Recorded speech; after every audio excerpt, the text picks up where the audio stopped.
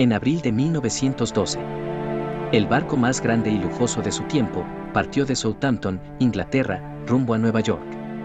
A bordo viajaban más de 2.200 personas, incluidos ricos empresarios e emigrantes. El barco se jactaba de ser insumergible. Pero, en la noche del 14 de abril, a tan solo 4 días de su viaje, chocó contra un iceberg en el Atlántico Norte. El impacto causó que el casco se rasgara, inundando varios compartimientos. En cuestión de horas, el barco comenzó a hundirse.